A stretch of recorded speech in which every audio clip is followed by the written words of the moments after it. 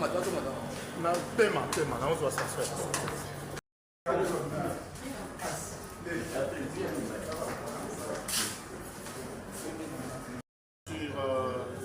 police des étrangers concerne l'entrée, la sortie, le séjour et même les mesures restrictives, tout comme les pénalités qu'on peut administrer aux étrangers qui se retrouvent en République démocratique du Congo.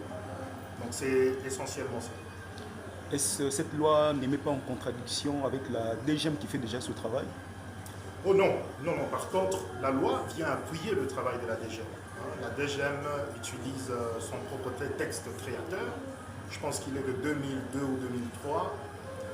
Mais en dehors de ça, il y a eu, même dans le temps, une loi de police, sur la police des étrangers.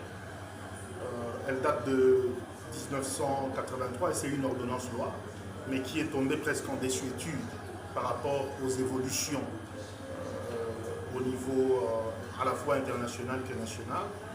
Et dans notre contexte, de façon concrète, pour que la population comprenne exactement de quoi est-ce que nous sommes en train de parler. Nous sommes ici en train de parler de comment est-ce qu'on doit traiter les étrangers. Quelqu'un qui est étranger, qui veut venir en RDC, comment est-ce qu'on doit le traiter? Quand il veut sortir, comment est-ce qu'on doit le traiter? Qu'est-ce qu'il peut faire et qu'est-ce qu'il ne peut pas faire? Donc c'est essentiellement ça qu'on est en train de clarifier, d'autant plus qu'il y a beaucoup d'innovations, beaucoup de spécificités qu'on a apportées. Il y a des statuts spéciaux qu'on a réservés à certains. Vous vous souvenez qu'en 2019, lorsque le président a accédé à la présidence de la République, parmi les premières mesures qu'il a eu à prendre, c'était notamment celle de régler le cas des Congolais qui ont perdu leur nationalité en leur donnant la possibilité d'arriver jusqu'à la frontière pour demander leur visa. Mais moi, personnellement, j'ai toujours pensé que cette mesure-là était insuffisante pour ces gens-là. On est allé plus loin. On est allé au niveau de leur accorder un statut spécial, c'est-à-dire ils pourront, si la loi passait telle qu'elle, désormais avoir le droit de pouvoir obtenir des cartes de résidence permanente avec des conditions, en tout cas dans des conditions plus allégées. C'est-à-dire qu'ils n'auront pas besoin d'apporter autant de preuves et ceci, cela. Et d'ailleurs, cette même innovation de pouvoir accorder des véritables cartes de résidence permanente plutôt que des visas d'établissement est l'une des innovations, parce que dans la pratique, si vous allez à la DGM, on donne beaucoup de visas d'établissement et parfois ça devient même des tracasseries parce que tu peux avoir le droit de demeurer ici, mais ton passeport expire, tu dois encore rentrer à la DGM, tout ça. C'est le genre de choses qu'on est en train de régler. Et votre proposition de loi vise également les Chinois qui exploitent les pays à travers les visas, certes au niveau des zones minières, qui viennent venir exploiter illicitement les minéraux derrière. Alors, dire que ça les vise eux spécifiquement serait imprécis, mais ils sont concernés. Ils sont concernés parce que je pense déjà au niveau de nos lois minières, il y a cette limitation-là. Et l'ambition de cette loi, ce n'est pas de pouvoir donner accès à ce genre-là de personnes, à ces zones-là minières qui existent déjà.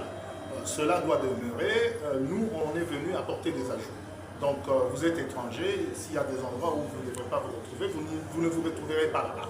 Donc, on n'est pas en train de les assimiler à la question de la nationalité congolaise. Alors, il y a cette loi qui est en parallèle, effectivement, avec la loi sur la nationalité. On n'a pas préféré toucher à la loi sur la nationalité, que les choses restent telles quelles, mais on a préféré d'abord régler le cas des étrangers. Vous savez, vous tous, que nous sommes dans un contexte de guerre et il y a trop de va-et-vient au niveau de la frontière. Il y a des gens qui, il arrive étranger, demain, il prétend qu'il est congolais. Tous ces va-et-vient-là devraient nous concerner en tant que Congolais. Et la question, parmi les réponses que nous avons apportées dans cette loi par rapport à ces va-et-vient-là, c'est notamment le fait que, en plus du fichier des indésirables qui existe déjà depuis 1983, nous avons plutôt trouvé qu'il était intéressant de créer un registre des étrangers. C'est-à-dire tous les étrangers, tout celui qui a eu à demander un visa dans le passé, tout celui qui a eu à être refoulé, expulsé, selon les cas, il doit être répertorié et on doit garder jalousement toutes ces informations-là. c'est en maîtrisant qui sont les étrangers qu'on sait aussi